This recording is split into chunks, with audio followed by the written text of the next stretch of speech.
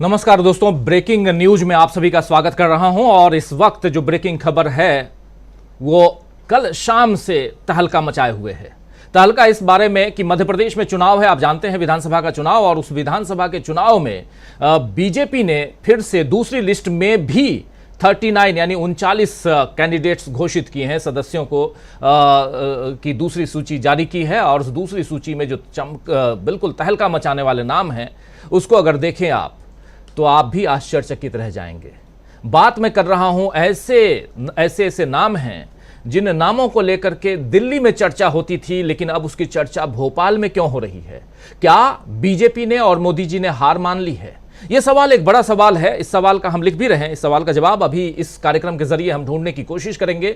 और सबसे बड़ी बात यह है कि जिन 39 कैंडिडेट्स की घोषणा हुई है उसमें से 7 सांसदों को टिकट दिया गया है, और 7 में से, जी हां, वर्तमान 7 सांसदों को टिकट दिया गया है, और उन 7 में से 3 केंद्र में मंत्री हैं, केंद्रीय मंत्री हैं। तो क्या यहां पर इतने कद्दावर नेताओं को टिकट देकर बीजेपी किसी भी हाल में जीतना चाहती है? बीजेपी को क्या अपने विधानसभा में जो विधायक हैं या विधायक प्रतिनिधि हैं उन पर भरोसा नहीं रहा, इसलिए 7 सांसदों को मैदान में उतार दिया? और इतना ही नहीं, कैलाश विजयवर्गीय जैसे कद्दावर नेता जो इनके संगठन में महासचिव हैं उनको भी उतार दिया है। तो बहुत सारे सवाल हैं, इन सवालों का जवाब ढूंढने की कोशिश करेंगे, और कौन कौन से ऐसे नाम हैं इस पर भी चर्चा करेंगे। हमारे साथ कुछ वरिष्ठ साथी जुड़े हुए हैं, उन सबसे आपका परिचय करवाऊं। हमारे साथ इस वक्त देखिए 4 वरिष्ठ साथी जुड़े हुए हैं। हमारे साथ प्रोफेसर अखिल स्वामी जी जुड़े हुए हैं, और उधर ग्वालियर से हमारे साथ जुड़े हुए हैं गजेंद्र इंगले जी। गजेंद्र जी, आपका स्वागत करता हूं इस कार्यक्रम में। स्वागत करता हूं अखिल स्वामी जी, और स्वागत करता हूं दीपक पाचपोर जी और अमलेंदु उपाध्याय जी, आप सबका। और स्वागत इस्तकबाल आप तमाम दोस्त साथी शुभचिंतक आप सबका जो अब तक इस ब्रेकिंग न्यूज में जुड़ चुके हैं, जो जुड़ने वाले हैं। खास कर इस कार्यक्रम को हम मध्य प्रदेश पर फोकस रखते हुए समझने की कोशिश कर रहे हैं कि क्या राहुल गांधी जो कह रहे थे कि मध्य प्रदेश में हम जीत रहे हैं, छत्तीसगढ़ में भी हम जीत रहे हैं, उनके दावे की पुष्टि कर रहे हैं क्या प्रधानमंत्री नरेंद्र मोदी? यह बड़ा सवाल है, और सवाल का जवाब आप समझ सकते हैं। इसलिए भी मैं कह रहा हूं क्योंकि कहीं ना कहीं मध्य प्रदेश को लेकर इतना ज्यादा चिंतित है, इतना ज्यादा परेशान है भाजपा और प्रधानमंत्री नरेंद्र मोदी। पिछले 6 महीने में 7 बार प्रधानमंत्री जा चुके हैं, अभी फिर जाने वाले हैं। जरा गजेंद्र इंगले जी के पास ही सीधे आना चाहता हूं। गजेंद्र जी, आपसे जरा समझूं कि 7 सांसदों को उतारना, उसमें से 3 केंद्रीय मंत्रियों को उतारना, किस रूप में इसको वहां के लोग देख रहे हैं? और चूंकि आप ग्वालियर चंबल से बिलोंग कर रहे हैं और ग्वालियर से आप अभी जुड़े हुए हैं हमारे साथ, तो उस हिसाब से भी समझूं कि क्या ज्योतिरादित्य सिंधिया का कार्ड यहां काम नहीं कर रहा है, और क्यों आखिर ऐसे ऐसे मंत्रियों को उतारा गया है जो ऑलरेडी केंद्र में यहां अपनी भागीदारी निभा रहे हैं? नरेंद्र सिंह तोमर बड़ा नाम है, नरेंद्र सिंह तोमर को, प्रहलाद पटेल बहुत बड़ा नाम, फग्गन सिंह कुलस्ते, इन तमाम तीनों मंत्रियों को उतारना क्या बीजेपी को अपने विधानसभा में आज के जो विधायक हैं या उस विधायक प्रतिनिधि के रूप में जो आज काम कर रहे हैं उन पर भरोसा नहीं रहा? और कितने लोगों ने कल से लेकर आज तक छोड़ दिया है, अपनी पार्टी छोड़ दी, ये भी जरा बताइए। देखिए, पार्टी छोड़ने की तो लिस्ट आप देखते ही हैं कि किसी तरीके से बहुत लंबी है, बढ़ती चली जा रही है। पिछले 2-3 महीने से लगातार जो क्रम चल रहा है, और ये क्रम अभी जो है और तेजी पकड़ेगा। लेकिन जो आज का अपना विषय है, मैं पहले उस पर ही चर्चा आगे बढ़ाना चाहूंगा। तो जैसा कि दूसरी सूची का इंतजार हो रहा था, पहली सूची में 39 नाम दिए गए थे, उसके बाद दूसरी सूची जो 39 की थी, तो ऐसा लग तो रहा था कि कुछ चौंकाने वाले नाम आएंगे कुछ, क्योंकि जिस तरीके से इसमें देरी हो रही थी, काफी सारा मंथन चल रहा था। जो यहाँ का नेतृत्व था, कई बार जो है केंद्रीय नेतृत्व के पास दिल्ली भी गया था, तो लग तो रहा था कि कुछ ना कुछ बड़ा उलटफेर होने वाला है। लेकिन ऐसी संभावनाएं शायद काफी सारे लोग नहीं कर रहे थे कि केंद्रीय मंत्रियों को यहाँ जो है वो विधानसभा में उतार दिया जाएगा। उनका मोटिव मतलब एक तरह से डिमोशन कर दिया गया। जो केंद्रीय मंत्री नरेंद्र सिंह तोमर जी हैं, आप जानते हैं कि मतलब मध्य प्रदेश से और हमारे ग्वालियर क्षेत्र से ही आते हैं, और मोदी कैबिनेट में काफी एक मजबूत और सशक्त मंत्री माने जाते हैं। उनका कद काफी बड़ा है। और सबसे बड़ी आश्चर्य की बात यहाँ यही रही कि मध्य प्रदेश में जो कमेटी बनी है चुनाव की, चुनाव संयोजन कमेटी बनाई गई, और उसके मुखिया वे हैं। तो जब मुखिया वे हैं तो उनके हाथ में तो था कि औरों को टिकट देना है, लेकिन यहाँ ऐसा हो गया कि उनको खुद को ही टिकट मिल गया। तो ये एक बहुत बड़ा आश्चर्यजनक एक बिंदु रहा, सबसे बड़ा, क्योंकि आज तक मुझे नहीं लगता कि चुनाव के इतिहास में भाजपा में कभी ऐसा हुआ हो कि जिसको चुनाव समिति का अध्यक्ष बनाया हो उसी को फिर बाद में टिकट भी दिया जा रहा है। तो ये एक बहुत बड़ा, एक चौंकाने वाला और कौतूहल का विषय रहा है। और इसके अलावा फिर आप जानते हैं, जैसे दो और मंत्री हम चर्चा कर रहे हैं, प्रहलाद पटेल हैं और फग्गन सिंह कुलस्ते हैं, जो केंद्र में मंत्री हैं, उसके बाद उनको भी डिमोशन है और विधानसभा में उनको जो है आजमाया जा रहा है। तो ये सब चीजें जब तीन तीन मंत्री और सात सात विधायकों को जब टिकट दिया गया और ये सूची जैसे ही कल जारी हुई और इस पे मंथन चिंतन पूरे प्रदेश में आम जनता भी करने लगी, बुद्धिजीवी वर्ग भी करने लगा, तो यहाँ ये चीज कहीं ना कहीं बिल्कुल स्पष्ट रूप से सामने आ रही है कि पिछले जितने भी जो सर्वे आए हैं और जिस तरीके से एक एंटी इनकम्बेंसी फैक्टर भाजपा को सता रहा है, उसका परिणाम इस सूची में देखने को मिला है। क्योंकि जिस तरीके से यहाँ के जो और विधायक थे जो काफी समय से प्रयासरत थे, अब जैसे दिमनी की बात ले लें, नरेंद्र सिंह तोमर जी को दिमनी दे दिया गया। अब दिमनी में से तो काफी लोग नरेंद्र सिंह तोमर जी के भरोसे थे कि हमें भी टिकट दिला दें, लेकिन उनका टिकट कट के स्वयं उनको मिल गया। तो ऐसे ही हर क्षेत्र में कहीं ना कहीं बाकी के जो लोग लगे हुए थे उन पे भरोसा न करके, क्षेत्रीय नेताओं पे भरोसा न करके, जो विधानसभा में काफी समय से तैयारी इंग्लिश जी आता हूं आपके पास फिर से आता हूं, इंग्लिश जी आपके पास फिर से आता हूं और बहुत महत्वपूर्ण बात यहां आप रख रहे हैं। जरा एक बार आना चाहता हूं प्रोफेसर अखिल स्वामी जी के पास में। स्वामी जी, अगर दिल्ली बैठ करके हम लोग देखें, इंग्लिश जी तो वहां मध्य प्रदेश में बैठे हुए हैं और बहुत माइक्रो लेवल पे चीजों को बारीकी से समझ रहे हैं, देख रहे हैं और हम तक बता रहे हैं विस्तार से, इसकी चर्चा हम कर ही रहे हैं। देखिए, फग्गन सिंह कुलस्ते और ऐसे तमाम नेता, नरेंद्र सिंह तोमर, प्रहलाद पटेल, ये तीन मंत्री, और इन तीनों मंत्रियों को मैदान में, चुनावी मैदान में उतरना, इसको किस रूप में देखा जाए? सात सांसदों को, इन तीनों के साथ साथ चुनावी मैदान में उतरना कैसे देखा जाए? क्या यह माना जाए कि भाजपा ने, मोदी ने मध्य प्रदेश के चुनाव होने से पहले ही हार मान ली? अगर आप अपने सांसदों को, यानी सारे घोड़े आपने छोड़ दिए और चढ़ के आ सकते हो, जो भी करके आ सकते हो, आ जाओ, लेकिन मुझे जीत चाहिए, लेकिन क्या लगता है आपको कि यहां जीत, जैसे राहुल गांधी कह रहे हैं कि हम मध्य प्रदेश का चुनाव जीत रहे हैं, सर्टेनली वी आर विनिंग, इसका मतलब क्या होता है? परसों राहुल गांधी ये वक्तव्य देते हैं और कल इन्होंने सात सात घोड़े छोड़ दिए। देखिए राजीव जी, मुझे ऐसा लगता है, ये मेरा अनुमान है, मुझे ऐसा लगता है कि मोदी जी को शायद ये महसूस हो गया है कि जितना मुख्यमंत्रियों के खिलाफ एंटी इनकम्बेंसी नहीं है, उससे ज्यादा एंटी इनकम्बेंसी मोदी जी के खिलाफ है। तो वो ये सिद्ध करना चाहते हैं, अगर लोकसभा में ये लोग चुनाव हारते, और मैंने देखिए पहले भी आपके कार्यक्रम में कहा है कि जो जमीनी हकीकत है, जैसे आपने जब चुनाव के अंदाजे बताए थे तो मैंने उस समय असहमति भी जाहिर की थी, और मुझे, क्योंकि मैंने ये वही स्थिति देखी है जो 1984 में थी और 1977 में थी, बल्कि 1977 की तुलना की जाए तो बेहतर है।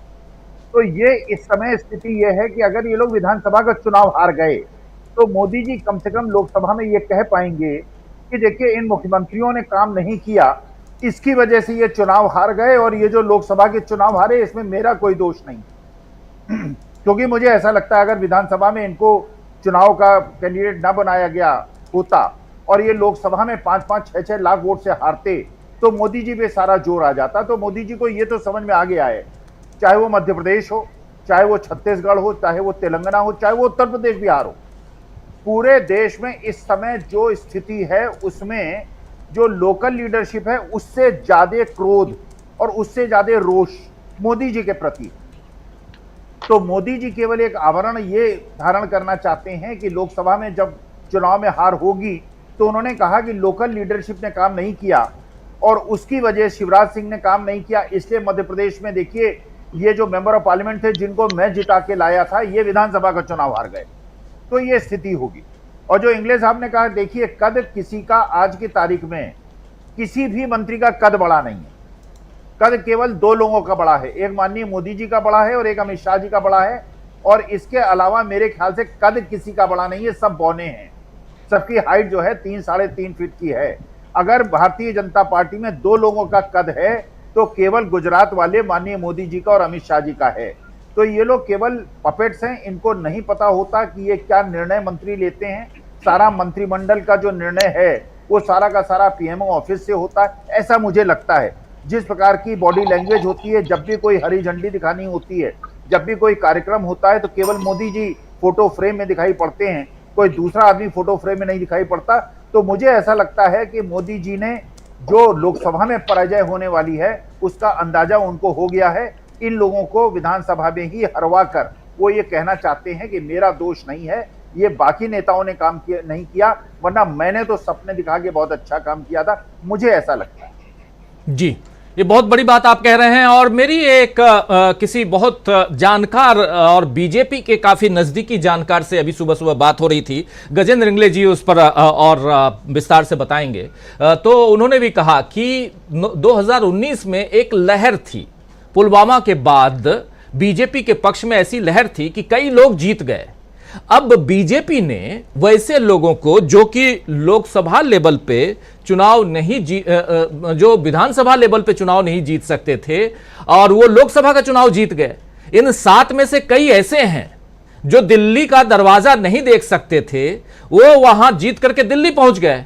अब बीजेपी ने एक तीर से 2 निशाने लगाए हैं। एक ये कि उनकी औकात बता दी कि चलो आप अब वहां लोकल जीत करके दिखाओ, और अगर नहीं जीतते हो तो फिर दोबारा टिकट मत मांगना। ये 2 बातें कही जा रही हैं। गजेंद्र इंगले जी इसमें बताएंगे, लेकिन एक बार आना चाहता हूं इधर दीपक पाचपोर जी आपके पास भी। और कांग्रेस ने आज सुबह सुबह प्रेस कॉन्फ्रेंस की है, पहले उसको देख लेते हैं। कांग्रेस ने जो प्रेस कॉन्फ्रेंस की है, कांग्रेस प्रवक्ता पवन खेड़ा ने, और उन्होंने सीधा हमला प्रधानमंत्री नरेंद्र मोदी पर किया है। जरा उसको सुन लेते हैं कि कल प्रधानमंत्री नरेंद्र मोदी 51 मिनट के भाषण में 44 मिनट सीधा कांग्रेस पे हमला करते रहे हैं, 44 बार कांग्रेस का नाम लेते रहे हैं। आखिर और आज भी कल प्रधानमंत्री नरेंद्र मोदी बोल रहे थे कि ये इस लोहे में, कांग्रेस नाम के लोहे में जंग लग गई है। आज ज्योतिरादित्य सिंधिया कह रहे हैं कि कांग्रेस नाम के लोहे में जंग लग गई है, लेकिन लोहा आप मान रहे हैं, ये दोनों साबित कर रहे हैं, यानी कि कांग्रेस कहीं ना कहीं लोहा है इनके सामने।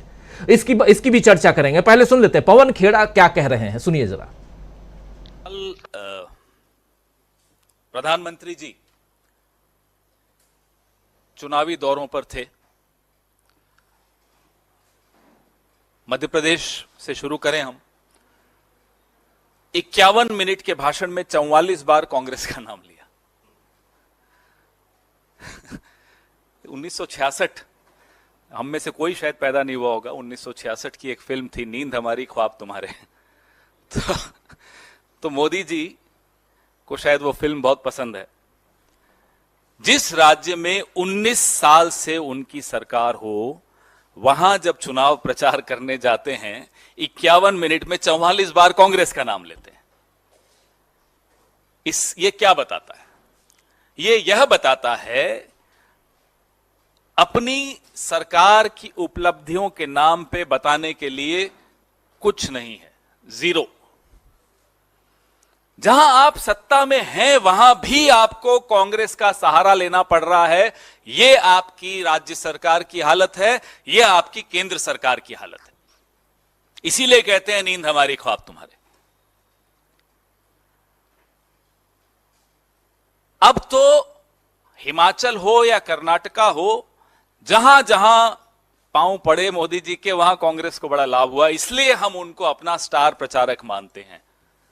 स्टार प्रचारक कहना इसलिए अच्छा नहीं लगता कि झूठ बहुत बोलते हैं। थोड़ा सच बोलना शुरू कर दें तो हमारे वो सबसे अच्छे स्टार प्रचारक होंगे नरेंद्र मोदी जी।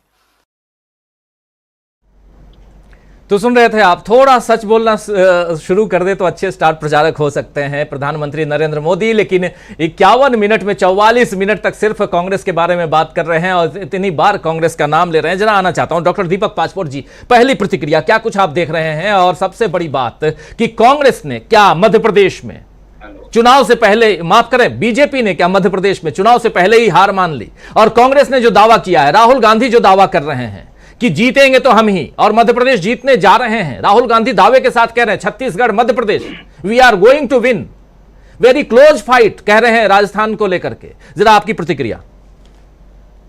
राजीव जी, देखिए, तेलंगाना और मिजोरम के चुनाव का स्वरूप और प्रकृति थोड़ी अलग है, उसे जरा किनारे रख देते हैं। तो जहां सीधे सीधे मुकाबला है भारतीय जनता पार्टी और कांग्रेस का, तो उसमें छत्तीसगढ़, मध्य प्रदेश और राजस्थान, इन तीनों ही जगह पर सबसे कमजोर स्थिति में अगर भारतीय जनता पार्टी कहीं है तो वो छत्तीसगढ़ में है। आप जानते हैं इस समय 71 सीटें जो हैं वो कांग्रेस के पास हैं। उसमें अब बात यह है कि ये मॉडल जो हुआ है कि सांसदों को उतारने का जो सिलसिला है, वो देखना होगा कि वो मध्य प्रदेश से छत्तीसगढ़ आया है या छत्तीसगढ़ से मध्य प्रदेश गया है। उसका कारण यह है कि पहली सूची जो जारी की थी भारतीय जनता पार्टी ने, उसमें 21 नाम जो है उससे उन्होंने फाइनल किए थे। उसमें पहले ही 2 सांसदों को उन्होंने टिकट दिया है। भूपेश बघेल के खिलाफ उनके जो भतीजे हैं वो है विजय बघेल, वो पहले से सांसद हैं और भारतीय जनता पार्टी के दुर्ग जिले के वो अध्यक्ष भी हैं, तो उन्हें उतारा गया है। हालांकि इन दोनों के पहले 3 बार मुकाबला हो चुका है, जिसमें 2 बार भूपेश बघेल जीते हैं और 1 बार जो है विजय बघेल जो है वो जीते हुए थे 2008 में। तो अब कुल जमा देखना यह है कि यह मॉडल आ कहां से रहा है और क्यों आ रहा है। दूसरे हैं राम विचार नेताम। राम विचार नेताम जो है वो राज्यसभा के सदस्य थे। यहाँ केवल लोकसभा वाले नहीं, राज्यसभा वाले भी हैं। राज्यसभा के जो सांसद थे और राष्ट्रीय अनुसूचित जनजाति आयोग के अध्यक्ष भी रहे और पहले वो विधायक रह चुके थे, गृह मंत्री भी रहे छत्तीसगढ़ के, और उन्हें रामानुजगंज विधानसभा क्षेत्र से उतारा गया है जी। तो जो उत्तर छत्तीसगढ़ का एक विधानसभा क्षेत्र है। अब अब अगली जो सूची आ रही है, जो कहा जा रहा है, उसमें भी शायद कम से कम 2 और सांसद जो है उनको उतारा जा सकता है। उसमें से एक जो है वो रायपुर के अंदर है। रायपुर में 5 सीटें हैं, तो उसमें से जो शहर की जो सीट है, रायपुर शहर, वहां पे मिस्टर श्रीचंद सुंदरानी है, वो फिलहाल विधायक हैं। और कहा जा रहा है कि यहाँ पर पूर्व सांसद और जो लोकसभा के सदस्य हैं सुनील सोनी, उनको उतारा जा सकता है। और यहाँ पर गड़बड़ ये है कि श्रीचंद सुंदरानी जो है उस सीट को छोड़ने के लिए बहुत तैयार नहीं है, तो वहां पर बड़ा घमासान हो रहा है। कुल 5 सीटें हैं रायपुर में, जिसमें 2 बीजेपी के पास है और 3 सीटें जो है वो कांग्रेस के पास है। तो अब सुनील सोनी को कहां से उतारा जाए, ये भी एक बात हो रही है। तो उसमें हो सकता है कि इन्हें भी उतारा जा सकता है। उसमें कुछ और भी प्रत्याशी हैं। कुल मिलाकर के ये है दीपक जी, मैं समझ रहा हूं, कुल मिला के ये है कि बीजेपी अपने सांसदों को इस बार विधानसभा के चुनावी मैदान में उतार रही है, मैक्सिमम उतार सकती है। जैसे आप कह रहे हैं, छत्तीसगढ़ में ऑलरेडी जो पहली लिस्ट 21 लोगों की आई है उसमें, और उसके बाद अब हम लोग देख रहे हैं मध्य प्रदेश में भी वही हाल है। और मध्य प्रदेश या छत्तीसगढ़ या राजस्थान में जब लिस्ट आएगी तब भी क्या मोदी जी अपने सांसदों को चुनावी मैदान में विधानसभा यानी विधायकी के लिए उतार कर अपनी पार्टी के लिए भला कर रहे हैं या अपनी पार्टी की नैया डुबाने जा रहे हैं? ये एक बड़ा सवाल है। जरा समझना चाहता हूं अमलेंदु उपाध्याय जी आपसे भी कि क्या यहां निपटाने वाली राजनीति चल रही है सांसदों को, या पार्टी को निपटाने की बात यहां चल रही है? पार्टी क्या ऐसे जीत सकती है? क्या लगता है आपको? बड़े जहां पर एक चूहे से काम हो जाए, वहां हाथी को अगर लेके आएंगे तो क्या कर लेगा हाथी? सवाल तो उठता है, पूछा तो जाएगा। देखिए राजीव जी, असल में प्रधानमंत्री नरेंद्र मोदी जो है, उनके आप पिछले कार्यकाल, मतलब जब वो गुजरात के मुख्यमंत्री थे तब से लेकर के अब तक का अगर उसकी पूरी समीक्षा करेंगे तो उन्होंने भारतीय जनता पार्टी को निपटाने का ही काम किया है। तो अब वो निपटाने पे ही लगे हुए हैं। प्रधानमंत्री सिर्फ अपना ध्यान रखते हैं, पार्टी का ध्यान नहीं रखते हैं। देखिए, ये जो प्रक्रिया है, इस तरीके से उन्होंने कई लोगों को निपटाया है। सबसे पहले तो उन्होंने शिवराज सिंह को निपटा दिया। शिवराज सिंह का अभी तक किसी सूची में नाम नहीं है, यानी जो मुख्यमंत्री है आपका मौजूदा, आप उसका मंच से नाम भी नहीं लेते हैं, उसकी योजनाओं का आप कोई जिक्र नहीं करते हैं, और जब 2-2 सूची आपकी जारी हो जाती है उसमें भी उसका कहीं कोई नाम नहीं है, तो निपटा दिया। पहली बार में ही उन्होंने शिवराज सिंह चौहान को ये संदेश दे दिया कि शिवराज सिंह चौहान हमारा मुख्यमंत्री पद का चेहरा नहीं है। अब 3-3 आपने केंद्रीय मंत्री उतार दिए और कुल मिला के 7 आपने सांसद उतार दिए। तो आपने ये संदेश देने की कोशिश की ये सब जो है ये बेकार के लोग हैं, इनकी हैसियत जो है वो सिर्फ विधानसभा चुनाव लड़ने की है, वो वही लड़ेंगे। ये प्रयोग राजीव जी, देखिए, ये जो हम लोग कह रहे हैं कि मध्य प्रदेश में भाजपा ने हार मान ली, इसके पीछे कारण और भी है। यही टोटका भारतीय जनता पार्टी ने पश्चिम बंगाल के चुनाव में आजमाया था, जब उसने अपने एक केंद्रीय मंत्री समेत 4 सांसद वहां से चुनाव लड़ाया। लॉकेट चटर्जी, बाबुल सुप्रियो, स्वप्नदास गुप्ता और निशित प्रमाणिक। इनमें से लॉकेट चटर्जी, बाबुल सुप्रियो, स्वप्नदास गुप्ता तीनों बुरी तरीके से हारे, और निशित प्रमाणिक जो है कुल 57 वोट से चुनाव जीते विधानसभा का। तो यही आजमाया जो टोटका जो है ये मध्य प्रदेश चुनाव में आजमाया जा रहा है। इसका मतलब साफ है कि भारतीय जनता पार्टी और प्रधानमंत्री नरेंद्र मोदी मध्य प्रदेश में अपनी हार को स्वीकार कर चुके हैं, इतने भारी भारी भरकम लोगों को उतार करके। आप देखिए फग्गन सिंह कुलस्ते जो शायद 6 बार के जो है वो सांसद हैं, इसी तरीके से जो कैलाश विजयवर्गीय वो 6 बार के जो है वो विधायक हैं, और जो भारतीय जनता पार्टी के वो प्रभारी थे पश्चिम बंगाल जैसे चुनाव के महत्वपूर्ण चुनाव के 2021 में, और जो उत्तराखंड में जो इनका ऑपरेशन लोटस चला था उसके प्रभारी भी कैलाश विजयवर्गीय थे। यानी जो व्यक्ति इतना महत्वपूर्ण रहा है और उसको आपने बिना बताए हुए आपने चुनावी मैदान में उतार दिया।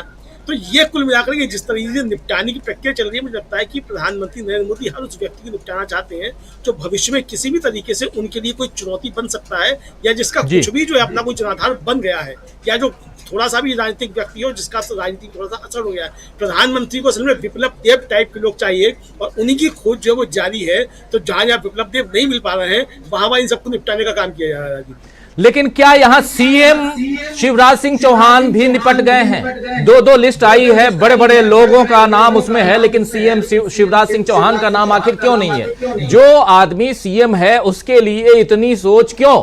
आखिर पहली लिस्ट में सीएम शिवराज सिंह चौहान का नाम क्यों नहीं था? दूसरी लिस्ट में भी सीएम शिवराज सिंह चौहान का नाम क्यों नहीं आया? ये एक बड़ा सवाल है। और सवाल यह भी है, क्या ज्योतिरादित्य सिंधिया को भी इसी तरह निपटाया जाएगा? क्या उमा भारती को भी निपटाया जाएगा? और क्या चुनावी मैदान में प्रज्ञा सिंह भी उतरेंगी? बहुत सारे सवाल हमारे साथ गजेंद्र इंगले जी हैं, उनसे इन सवालों का जवाब ढूंढेंगे। लेकिन उससे पहले प्रधानमंत्री नरेंद्र मोदी जो कल भाषण दे रहे थे और कैसे वो लगातार कांग्रेस पर आरोप गढ़ रहे थे और कांग्रेस कांग्रेस कांग्रेस कर रहे थे, और क्या प्रधानमंत्री नरेंद्र मोदी कांग्रेस फोबिया से गुजर रहे हैं? क्या प्रधानमंत्री नरेंद्र मोदी ने कांग्रेस का लोहा मान लिया है, भले उसमें जंग लगी हो? लेकिन जरा सुन लेते हैं प्रधानमंत्री नरेंद्र मोदी को, और सीधे आएंगे प्रोफेसर अखिल स्वामी जी से, उनके विचार जरा सुनना चाहेंगे हम, और इन तमाम सवालों का जवाब उनसे हम सुनना चाहेंगे। लेकिन पहले प्रधानमंत्री नरेंद्र मोदी को सुनते हैं। साथियों, आज मैं देश के लोगों को, मध्य प्रदेश के लोगों को एक और बात बताना चाहता हूं। कांग्रेस ने अपनी सारी इच्छा शक्ति खो दी है। हम देखते हैं कि कुछ समय से कांग्रेस के जमीन से जुड़े नेता चुपचाप मुंह पर ताला लगाकर बैठ गए हैं। कांग्रेस पहले बर्बाद हुई, अब बैंकरप्ट हुई, और अब कांग्रेस ने अपना ठेका दूसरों को दे दिया है। कांग्रेस को अब कांग्रेस के नेता नहीं चला रहे, अब कांग्रेस एक ऐसी कंपनी बन गई है, नारों से लेकर नीतियों तक हर चीज आउटसोर्स कर रही है। और ये ठेका किसके पास है जानते हैं? कांग्रेस का ठेका अब कुछ अर्बन नक्सलियों के पास है। कांग्रेस में अब अर्बन नक्सलियों की ही चल रही है। ये ग्राउंड पर कांग्रेस का हर कार्यकर्ता महसूस कर रहा है। इसलिए कांग्रेस जमीन पर भी लगातार खोखली हो रही है। तो सुन रहे थे स्वामी जी, और शायद गजेंद्र इंगले जी, मेरी आवाज आ रही है आप तक? हाँ, अभी जी ठीक है। तो स्वामी जी, आपके पास आना चाहता हूं। क्या यह निपटाने की राजनीति चल रही है मध्य प्रदेश में, और इसी राजनीति को आगे हम देखेंगे? और जैसी बात यहां अमलेंदु उपाध्याय जी कह रहे थे कि हमने वेस्ट बंगाल यानी पश्चिम बंगाल के चुनाव में भी देखा था, एक नहीं 4 सांसदों को उतारकर, केंद्रीय मंत्री बाबुल सुप्रियो थे उस समय, उनको उतार करके, और बीजेपी फिर भी, और दीदी ओ दीदी का राग अलाप करके भी फायदा नहीं मिला था। लेकिन यहां मध्य प्रदेश में उस चीज को तो जानते होंगे प्रधानमंत्री नरेंद्र मोदी, और क्या राहुल गांधी ने इस ढंग से नब्ज को दबा दिया है कि यहां से बाहर निकलना मुश्किल हो रहा है। इसीलिए ऐसे लोगों को उतारा जा रहा है जिन पर शायद उम्मीद रही होगी प्रधानमंत्री नरेंद्र मोदी को, या यह भी हो सकता है कि इन लोगों को भी निपटा दो, एकदम बिल्कुल नई फ्रेश टीम 2024 के लिए तैयार की जाए। क्या रणनीति पर काम कर रहे हैं प्रधानमंत्री नरेंद्र मोदी? जरा आपका नजरिया इस पर समझना चाहता हूं। देखिए, मुझे राजीव जी ऐसा लगता है कि मोदी जी को ये लगता है कि ये लोग इसके पहले आवाज नहीं आ रही है कि स्वामी जी मोदी की। जी पता आ रही है जी स्वामी जी, जरा अनम्यूट कर लीजिए प्लीज। हाँ हाँ, नहीं, मुझे ऐसा लगता है कि मोदी जी ये सोच रहे हैं कि ये लोग इसके पहले कि स्वामी मुझे जी की निपटा आवाज दें, नहीं मैं आ रही इनको है। निपटा देता हूं। नहीं आ रही, चलिए मैं दोबारा लॉग इन करता हूं, आप बात करें। हाँ, थोड़ा तेज कीजिए। जी जी जी, ठीक है, आ रही आ रही।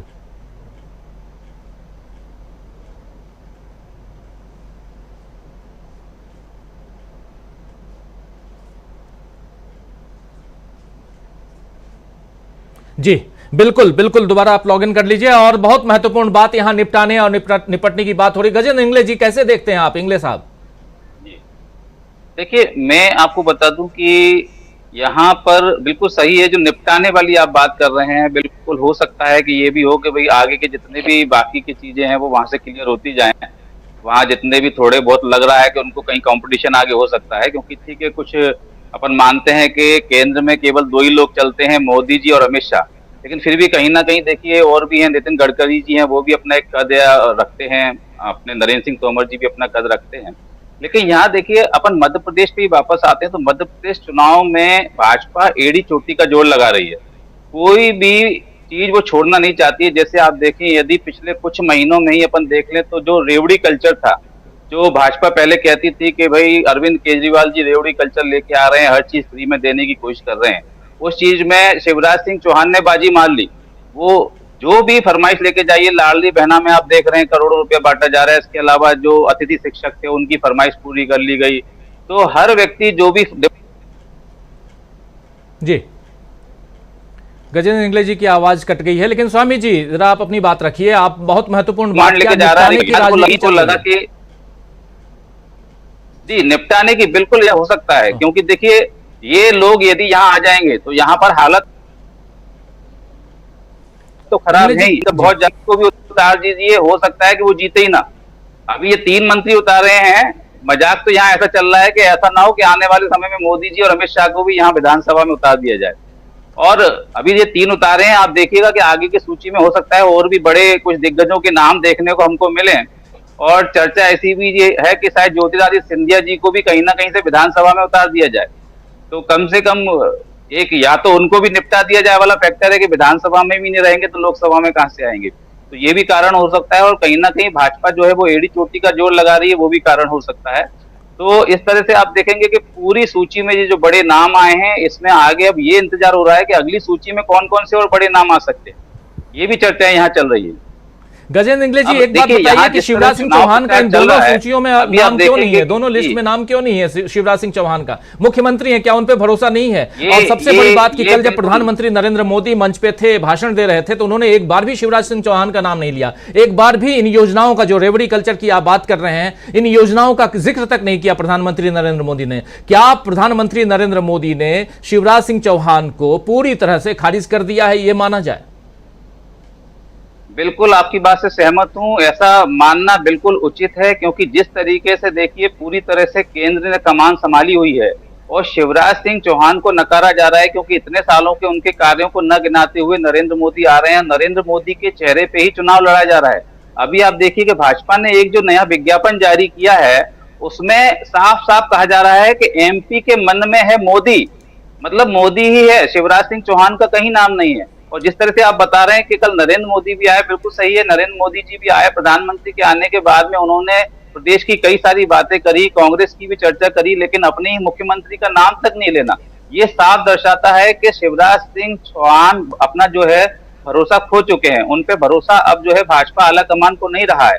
उनको साफ साफ दिखाई दे गया है कि पिछले जितने भी सर्वे आए हैं उसमें एंटी इनकम्बेंसी फैक्टर जो है वो शिवराज सिंह चौहान के प्रति शायद ज्यादा है, इसलिए शिवराज सिंह चौहान को दरकिनार किया जा रहा है। और अभी तक आप देखेंगे कि किसी भी सूची में उनका नाम नहीं है। आगामी सूचियों में भी हो सकता है कि कहीं उनका नाम ना आए और उनको यहाँ से हटाकर केंद्र में या किसी और पद पे बिठाला जाए, जिससे कि जनता के सामने ये मैसेज वो दे सकें कि भाई शिवराज जी ने जो गलत काम किए हैं उसके लिए हमने उनको हटा दिया है, उनको साइड में कर दिया है, अब नई भाजपा आ रही है, वो उनको वोट दीजिए। तो इस तरह से भाजपा आप हमेशा देखते हैं कि बड़े फैसले लेती है। कई जगह पे उन्होंने मुख्यमंत्रियों को बदला है। यहाँ हालांकि बीच में कई बार चर्चा चली थी कि मुख्यमंत्री को बदला जाए, लेकिन शिवराज सिंह चौहान जी किसी भी तरीके से उस चीज को मैनेज कर लेते थे और उन्होंने अपना कार्यकाल पूरा किया है। लेकिन अभी अब चुनाव जो है वो एड़ी चोटी का जोर लगाने के लिए भाजपा तैयार है और हालात ये दिख रही है कि शिवराज सिंह चौहान के नेतृत्व में शायद चुनाव नहीं जीता जा सकता। ये चीज भाजपा को समझ में आ गई है। तो इसे देखते हुए ही शायद ऐसा लग रहा है कि आगामी सूचियों में भी शायद शिवराज सिंह चौहान का नाम ना हो और केंद्र से और नेताओं का भी नाम जोड़ा जाए। तो पूरी तरीके से जो चुनाव है वो मोदी के नाम पे लड़ा जा रहा है। और आप देखेंगे कि हालांकि चुनाव जो है विधानसभा चुनाव 5 राज्यों में है, लेकिन मोदी जी की बात करें, आप अमित शाह की बात करें, पूरे केंद्र भाजपा की बात करें तो पूरा के पूरा फोकस जो है वो मध्य प्रदेश पे लगाए हुए हैं। मोदी जी के लगातार दौरे हो रहे हैं, अमित शाह के लगातार दौरे हो रहे हैं, हर क्षेत्र में हर तरीके से कवर करने का प्रयास किया जा रहा है।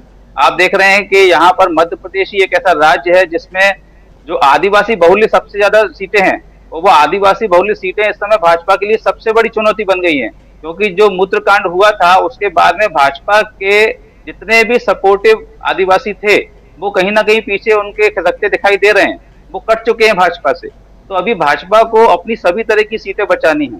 तो मोदी को भी लाया जा रहा है, अमित शाह को भी लाया जा रहा है और आप ये यकीन मानिए कि शिवराज सिंह चौहान पे तो भरोसा पूरी तरीके से खत्म हो ही चुका है। लेकिन इंग्लिश जी एक बात और समझना चाहता हूं, उमा भारती भी यहां अपनी बात रख रही है ओबीसी को लेकर के और महिला आरक्षण के बाद से, और उसमें ओबीसी का नहीं होना, इसको लेकर के वो कहीं ना कहीं कांग्रेस के सुर में सुर मिलाती हुई दिखाई दे रही हैं। उमा भारती भी लगातार हमलावर हैं, जरा उनकी बात भी बताइए कि अगर उमा भारती अगर हमलावर रही तो इस चुनाव पर क्या फर्क पड़ सकता है, उमा भारती का कितना प्रभाव पड़ सकता है इस एरिया में, खासकर बुंदेलखंड का जो एरिया है। देखिए बिल्कुल सही आपने उमा भारती का उदाहरण लिया। उमा भारती एक बहुत ही, आपको बता दूं, जिनके पास में जन समर्थन है, ऐसी नेता हैं और भाजपा में तो कद्दावर हैं ही, लेकिन वो हमेशा भाजपा के खिलाफ भी मुखर रही हैं। आपको मैं बता दूं कि पहले भी जब उमा भारती ने अपनी अलग पार्टी बनाई थी और उसके बाद में चुनाव लड़ा था तो भाजपा को उन्होंने मुश्किल में डाला था। तो अभी आप देखेंगे कि जिस तरीके से पिछले कई सालों से भी उमा भारती मुखर रही हैं, मध्य प्रदेश में जो शराब बंदी की उनकी हमेशा की मांग रही है, जिसमें उन्होंने कई सारे आंदोलन भी चलाए हैं, कई बार शिवराज सिंह से उन्होंने मुलाकात भी की थी, हालांकि उनकी ये बात भी मानी नहीं गई। उसके बाद में अभी भी आप देख रहे हैं कि ओबीसी आरक्षण जब महिला का उसमें नहीं आया है, महिला आरक्षण में, तो उसको लेके भी वो मुखर हुई हैं। और उमा भारती हमेशा मुखर होती रही हैं और मुखर होने के बाद भी वो हमेशा बात तो यही करती हैं कि मैं पार्टी के साथ हूँ, लेकिन कहीं ना कहीं वो पार्टी को उतना नुकसान पहुंचा चुकी होती है। उनका एक बयान उनके काफी सारे समर्थकों के बीच में जाता है और जो पुराने कई सारे जो भाजपा के वोटर्स थे वो कहीं ना कहीं कटते हैं। तो ये उमा भारती का मैं आपको बता दूं फैक्टर पहले भी कई बार ऐसा हुआ है कि भाजपा को नुकसान पहुंचाया है। और अभी जो जिस तरीके की स्थिति बन रही है मध्य प्रदेश में, क्योंकि ओबीसी वोटर्स बहुत ज्यादा है और ओबीसी वोटर्स ज्यादा है और ओबीसी वोटर्स ऑलरेडी भाजपा के विरोध में है काफी समय से। यहाँ आप देखेंगे वैसे तो पूरे देश में ही मांग चल रही है, लेकिन मध्य प्रदेश के जो कुछ ओबीसी नेता हैं उन्होंने भी काफी मुखर होकर ये मांग की है कि जो जनगणना होनी चाहिए जाति आधारित, तो उसके वजह से वो ओबीसी वोटर ऑलरेडी जो है वो भाजपा से नाराज है। अब यदि उमा भारती और इस तरह के स्टेटमेंट देती हैं तो कहीं ना कहीं ओबीसी को बल मिलता है और ये ओबीसी वोटर भाजपा से और दूर हो जाएगा। और बिना ओबीसी वोटर के समर्थन के तो आप समझ सकते हैं कि भाजपा जीत के लिए सोच भी नहीं सकती है। तो उमा भारती फैक्टर डेफिनेटली बहुत बड़ा रोल प्ले करने वाला है। जो हम बात करते हैं इंटरनल डैमेज, तो इंटरनल डैमेज में उमा भारती बहुत बड़ा फैक्टर होगा। आने वाले समय में हो सकता है चुनाव के ही 5-7 दिन पहले कोई बड़ा स्टेटमेंट उनका आ जाए और आप समझ सकते हैं कि लास्ट में कुछ दिनों में यदि कोई स्टेटमेंट आता है तो वो बहुत बड़ा रोल प्ले करता है वोट स्विंग में। तो ये उमा भारती से मैं बिल्कुल सहमत हूँ कि उमा भारती जो है बहुत बड़ा रोल एक प्ले करने वाली। जी जरा सुन रहे थे आप प्रोफेसर अखिल स्वामी जी, गजेंद्र इंगले जी की बातें, 2-3 महत्वपूर्ण बातें। एक, ज्योतिरादित्य सिंधिया, उनको भी निपटाने की स्थिति उत्पन्न हो सकती है जैसे ही टिकट अगर आप विधायक ही लड़वाते हैं। देखिए सिंधिया साहब कहां से कहां पहुंच गए, बड़ी तकलीफ होती है सिंधिया साहब को। कभी हम देखते थे कांग्रेस के साथ, राहुल गांधी के साथ गलबहियां करते हुए, और वो ज्योतिरादित्य सिंधिया देखिए कहां से कहां पहुंच गए। और अगर गजेंद्र इंगले जी की बात सही होती है कि हो सकता है कि अगली लिस्ट जो आए उसमें सिंधिया को भी कहा जाए कि भाई साहब चलिए आप चुनाव लड़िए विधानसभा के चुनाव को, तो कहां के रहेंगे वो। एक बात। दूसरी बात ये समझना चाहता हूं, और जो बता रहे थे अभी उमा भारती, एक भी स्टेटमेंट ऐसा कुछ आता है तो और डाउन, तो क्या यहां अपनी पार्टी को ही निपटाने में लगे हुए हैं मोदी जी, ये माना जाए? कैसे देखते हैं आप? देखिए राजीव जी, मुझे ऐसा लगता है जो पिछले एक साल के अंदर परिवर्तन हुआ है, जितना कमलनाथ वर्सेस शिवराज सिंह चौहान के बीच का संघर्ष का गैप है, उससे ज्यादा गैप आज की तारीख में राहुल गांधी और मोदी जी के बीच में है। मोदी जी जो पुरानी अपनी अनुभव हैं उसके आधार पर जो मीटिंग उन्होंने की मध्य प्रदेश के अंदर, उन्होंने दिखाने का प्रयास किया कि सेंट्रल इश्यूज पे चुनाव को लड़ा जाए। शायद अभी तक उनको ये अनुभूति नहीं हुई है, अभी तक उनको ये अंदाजा नहीं हुआ है कि राहुल गांधी का जो अप ट्रेंड है वो बहुत तेजी से बढ़ा है और उनका डाउन ट्रेंड बहुत तेजी से घटा है।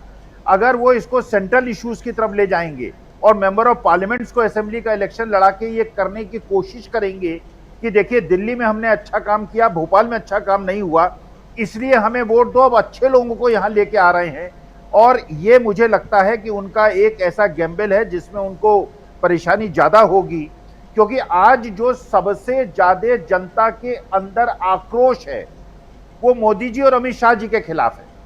लोकल लीडरशिप और जो स्टेट की लीडरशिप है उससे ज्यादा सेंट्रल लीडरशिप के खिलाफ है, और ये स्थिति एक साल के अंदर बहुत ज्यादा परिवर्तित हो गई है। दूसरा जो मुझे लगता है, मुझे ऐसा लगता है कि उन्हें ये पता है कि पार्लियामेंट इलेक्शन के पहले बहुत सारे लोग बीजेपी छोड़ के इंडिया अलायंस में जाने वाले हैं। उन्होंने उनको टिकट देके, ऐसे लोगों को टिकट देके शायद उनके रास्ते इंडिया अलायंस के तरफ जाने के लिए रोक दिए हैं कि आप असेंबली का इलेक्शन लड़िए। असेंबली का इलेक्शन मेरे ख्याल से थोड़े दिनों में अनाउंस हो जाएगा, और अगर वो इस समय इंडिया अलायंस में जाएंगे तो वो नहीं जा पाएंगे, क्योंकि उनको भी ये पता है कि अभी ईडी सीबीआई सक्रिय है और अभी लोग केंद्र में मोदी जी की सरकार अगले 6-7 महीने रहेगी, इसलिए नहीं छोड़ पाएंगे। अगर वो असेंबली इलेक्शन नहीं लड़े तो जब चुनाव घोषित होगा लोकसभा का, तो इसमें बहुत सारे ऐसे लोग हैं जो इंडिया अलायंस में चले जाएंगे। देखिए आज के तारीख में जो इंडिया अलायंस की लीडरशिप है वो निर्विवाद रूप से, और जिस प्रकार से बिहार के अंदर नीतीश कुमार ने अपना कार्ड खेला है और जो अपना असली मुद्दा है उसको सामने लेके आए हैं, और मध्य प्रदेश को, राजस्थान को, बाकी स्टेट्स को यह मैसेज दिया है कि ओबीसी जनगणना जो है उसके ये रिजल्ट्स हैं, ये देख लीजिए जातीय स्थिति है, तो इसके अंदर जो लोगों की मांग है वो बहुत तेजी से आगे बढ़ेगी। शिवराज सिंह चौहान को दिल्ली में तो राजीव जी तब उठेगा जब दिल्ली में एनडीए के लौटने की कोई संभावना होगी। मेरा यह मानना है कि जो विधानसभा के चुनाव के रिजल्ट्स होंगे उससे बदतर, बहुत भीषण रूप से बदतर लोकसभा के चुनाव में होंगे, क्योंकि अभी 6-7 महीने बाकी हैं और राहुल गांधी जिस प्रकार से इनकी छाती पे मूंग दल रहे हैं, अभी वो पता नहीं कहां कहां जाएंगे, गरीबों के पास कैसे कभी ट्रेन में चले जाते हैं, कभी ट्रक ड्राइवर्स के बीच में चले जाते हैं, और मोदी जी कपड़े बदलने में व्यस्त हैं। मुझे ऐसा लगता है कि विधानसभा में शायद इनकी स्थिति 2/3 मेजॉरिटी इंडिया अलायंस को मिलेगी, लेकिन जो पार्लियामेंट का इलेक्शन होगा उसमें मेरा यह मानना है कि 3/4 मेजॉरिटी मिलेगी, और ऐसी भी स्थिति हो सकती है जो 1984 में बीजेपी की हुई थी, एनडीए की भी वो स्थिति हो सकती है, क्योंकि इस समय अंडर करंट नहीं है, तूफान है, और जनता का आक्रोश जो है वो ऐसा है कि जिसका कोई किसी प्रकार का बदलाव अगले 6 महीने में मैं संभावित नहीं देखता। जी, एक बहुत बड़ी बात आप कह रहे हैं, जरा हम लोग अज्यूम करें, अमलेंदु उपाध्याय जी, जरा आपके पास आना चाहता हूं। जरा सोचिए, जो स्वामी जी कह रहे हैं, अपने सांसदों को, वरिष्ठ सांसदों को चुनावी मैदान में उतार रहे हैं नरेंद्र मोदी, और खासकर छत्तीसगढ़ और मध्य प्रदेश दोनों जगह हम देख रहे हैं। मध्य प्रदेश में तो कल 39 में से 7 सांसदों को उतार कर उसमें से 3 केंद्रीय मंत्रियों को उतार करके नरेंद्र मोदी कहीं ना कहीं ये बता दिया है और ये जाहिर कर दिया कि हाँ, हम चुनाव हार रहे हैं, इसीलिए ऐसे कद्दावर नेताओं को वहां उतार रहे हैं। ऐसे माना जाता है, साइकोलॉजिकली ही नहीं, ये किसी भी चुनावी विशेषज्ञ से आप पूछेंगे तो ऐसे कद्दावर नेताओं को तभी उतारा जाता है। कैलाश विजयवर्गीय को आप इंदौर 1 से उतार रहे हैं क्या, जबकि उनके बेटे बैटमैन जो हैं, आपको पता होगा बैट लेकर के मार रहे थे, बैटमैन, वो जो बैटमैन हैं उनको भी टिकट देंगे कि नहीं देंगे? इंग्लिश साहब मुस्कुरा रहे हैं, इनसे बेहतर और कौन बताएगा। लेकिन सबसे बड़ी बात अमलेंदु उपाध्याय जी, जरा आपसे समझूं कि अगर इन नेताओं को, सांसदों को, मंत्रियों को उतार कर और ये हार जाते हैं मध्य प्रदेश का चुनाव, और उसके बाद तुरंत बाद लोकसभा का चुनाव है, जो आदमी विधायकी चुनाव हार गया वो दोबारा लोकसभा चुनाव लड़ने की हिम्मत जुटा पाएगा क्या? और ऐसे में तो जो अखिल स्वामी जी कह रहे हैं वो तो बिल्कुल सही होता दिखाई दे रहा है कि एक आंधी एक तूफान है और जिसमें आप बड़े से बड़े लोगों को भी, बड़े से बड़े पेड़ों को भी गिरा सकते हैं और वो गिरता हुआ यहां दिखाई दे रहा है। अब इसके बाद 2024 के चुनाव पर अगर थोड़ा सा प्रकाश डाला जाए तो क्या लगता है कि आप अगर मध्य प्रदेश का चुनाव और ऐसे वरिष्ठ नेताओं के सामने हार जाते हैं तो फिर 2024 में फाइट कैसे करेंगे आप? आपने तो पहले ही कांग्रेस को लोहा बता दिया है, भले उसमें जंग लगी हो लेकिन लोहा है। अमलेंदु जी। राजीव जी, मैं बात करूं उनकी तरफ से शुरू करूं तो एक तो ये कि जंग लगा लोहा जो है वो लोहे से ज्यादा खतरनाक होता है, क्योंकि अगर वो लग जाए तो सेक्ट हो जाता है, फिर मौत ही होती है ना। तो बहुत खतरनाक होता है जंग लगा लोहा। तो भारतीय जनता पार्टी को जंग लगे लोहे से तो और ज्यादा सावधान रहने की जरूरत है, लोहे से सावधान रहे। मुझे लगता है राजीव जी की प्रधानमंत्री नरेंद्र मोदी ने जंग लगे लोहे से ही जो है वो चोट खा ली है। और देखिए उल्टी बात अगर की जाए कि मान लीजिए कि ये सातों जो है जो सांसद हैं और जिनमें 3 केंद्रीय मंत्री भी हैं, ये विधानसभा का चुनाव जीत भी जाते हैं, उल्टा मान के चलिए आप, ये जीत जाते हैं और सरकार नहीं बनती है भारतीय जनता पार्टी की मध्य प्रदेश में, तब क्या ये फिर लोकसभा का चुनाव लड़ेंगे? यानी कि प्रधानमंत्री नरेंद्र मोदी ने इन सबको निपटाने का एक तरफा इंतजाम कर दिया है राजीव जी, कि हारे तो भी आप निपट गए और जीते तो भी आप निपट गए, और तुरंत बाद लोकसभा चुनाव है, सरकार बन भी जाती है, तब भी क्या फिर आप इनको लोकसभा चुनाव लड़ाएंगे या इनको वहां जो आप राज्य में मंत्री बनवाएंगे? भाई ये सातों तो मुख्यमंत्री नहीं बनने जा रहे हैं ना, मुख्यमंत्री तो कोई एक बनेगा। तो अगर आप ये भी प्रोजेक्ट करना चाहते हैं, अगर ये समझा जाए कि आप इन सातों को जो है वो मुख्यमंत्री की रेस में आप शामिल करना चाहते हैं और इसमें ज्योतिरादित्य सिंधिया को भी शामिल कर दिया जाए कि आप उनको भी मुख्यमंत्री की रेस में शामिल करना चाहते हैं, तो मान लीजिए 8 लोग अगर मुख्यमंत्री की रेस में शामिल है और ये 8 जीत के आ जाते हैं और आपकी सरकार भी बन जाती है, तो एक ही आदमी तो मुख्यमंत्री बनेगा ना, तो बाकी 7 को तो आप राज्य मंत्री बनाएंगे वहां, यानी लोकसभा से तो आपने इनका पत्ता काट ही दिया। तो ये राजीव जी हर तरीके से प्रधानमंत्री नरेंद्र मोदी ने कहा जाए कि जो भारतीय जनता पार्टी के पैरों में कुल्हाड़ी मारने का काम किया है और जो अच्छी क्लीन लीडरशिप है भारतीय जनता पार्टी की, उसको बुरी तरीके से निपटा दिया है। कुल मिलाकर के मुझको ये लगता है बाकी प्रधानमंत्री ने क्या रणनीति अपनाई है ये वो जानते होंगे, लेकिन हम जो एक राजनीतिक विश्लेषक होने के नाते और लंबे समय से राजनीति कवर करने चुनाव को देखते हुए जो हम समझ सकते हैं, हम वो यही समझ सकते हैं कि प्रधानमंत्री नरेंद्र मोदी जानबूझ के अपनी ही लीडरशिप को जो है वो उसके गर्दन पे बेरहमी के साथ जो है वो छुरा चला रहे हैं, और इसमें कोई रहम नहीं है कि कौन अपना कौन पराया। जो प्रधानमंत्री कहते हैं कि सबका साथ सबका विकास, तो ये सबका साथ सबका विकास ऐसा ही है कि यहाँ माफी किसी को नहीं है, सिर्फ अमित शाह जी को छोड़कर कि उनका जो भविष्य सुरक्षित रहे, बाकी चाहे किसी की भी गर्दन पे छुरी चल जाए, चाहे वो फिर सिंधिया जी हो, चाहे शिवराज सिंह जी हो, चाहे फग्गन सिंह कुलस्ते हो, चाहे कोई भी हो। अब फग्गन सिंह कुलस्ते जो है 6 बार के सांसद हैं, नरेंद्र सिंह तोमर 3 बार के सांसद हैं, 2 बार प्रदेश अध्यक्ष रहे, प्रहलाद सिंह पटेल 5 बार के सांसद हैं, केंद्रीय मंत्री हैं। तो आपने सबको जो झोंक दिया एक तरीके से, और मान लीजिए अगर ये नामालूम लोगों से कांग्रेस के अगर ये हार जाते हैं तो क्या असर पड़ेगा 2024 के चुनाव पे? तो प्रधानमंत्री नरेंद्र मोदी की रणनीति क्या है तो वही समझते हैं, लेकिन मुझे लगता है कि वो भारतीय जनता पार्टी के साथ अच्छा नहीं कर रहे हैं, अपने साथ भले अच्छा कर रहे हो कि 2024 के बाद भी जो है अगर भारतीय जनता पार्टी की सरकार नहीं बनती है तो प्रधानमंत्री नरेंद्र मोदी के लिए भारतीय जनता पार्टी में कोई चुनौती तैयार ना हो, आडवाणी जी जैसा उनका हाल ना हो, मुझे लगता है उसका इंतजाम कर रहे हैं राजीव जी। बिल्कुल एक उसका इंतजाम कर रहे हैं, लेकिन बहुत बड़ी बात आप कह रहे हैं कि मान लीजिए ये जीत भी जाते हैं और फिर आगे क्या होगा, और हार जाते हैं तो फिर आगे क्या होगा, बहुत सारी बातें। और क्या प्रधानमंत्री नरेंद्र मोदी, जो कल भी हम लोग शाम को न्यूज पॉइंट में बात कर रहे थे कि उनके चेहरे पे जो झल्लाहट दिखाई दे रही है, जो बौखलाहट दिखाई दे रही है, जो परेशानी दिखाई दे रही है, जो चिंता दिखाई दे रही है, वो उसका रिफ्लेक्शन है। जब आप परेशानी में रहते हैं तो आप निर्णय भी, आप डिसीजन भी वैसे ही लेने लगते हैं जहां गलतियां होती हैं। क्या यहां प्रधानमंत्री नरेंद्र मोदी बार बार गलतियां कर रहे हैं? जरा आना चाहता हूं डॉक्टर दीपक पासपोर जी, आपसे समझो जरा प्रधानमंत्री नरेंद्र मोदी की जो पिछले 20-22 साल से लगातार 23 साल से लगातार उस आसंदी पे, कभी सीएम 12 साल सीएम रहे, 9.5 साल मुख्य यहां प्रधानमंत्री पद पे हैं, और अगले तीसरे टर्म को भी वो चाहते हैं पाना, और उसके लिए अब नए भवन में भी जा चुके हैं, संसद भवन में जा चुके हैं। उसको लेकर के हम लोग एक ब्रेकिंग कर चुके हैं, खरी खरी में स्वामी जी के साथ हम लोग चर्चा कर चुके हैं। तो ये समझना चाहता हूं कि इतनी परेशानी आखिर क्यों है मोदी जी के सामने कि वो चाहते हैं किसी भी हाल में तो चुनाव जीतना, क्योंकि वो सोते जागते उठते बैठते हर वक्त चुनाव के बारे में और चुनावी मोड में रहते हैं। ये सब जानता है, जितने पूरी जनता जानती है। लेकिन आपसे जरा समझो कि इस साइकोलॉजी के अंदर क्या अपनी पार्टी को वो निपटाते हुए नजर आ रहे हैं? आपका नजरिया इस पे समझना चाहता हूं। दूसरी बात कि जो मध्य प्रदेश में हो रहा है उसमें तो बड़े बड़े अगर नेता निपट गए तो फिर आगे क्या होगा?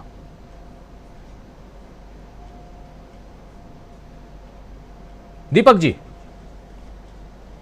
राजीव जी, ऐसा लगता है कि मोदी जी दो अवधारणाओं पे काम कर रहे हैं। एक तो है, लेकिन केंद्र में जो है वो उन्हें मोदी चाहिए, ये एक ऐसा मोटा मोटी मान के चल रहे हैं मोदी जी।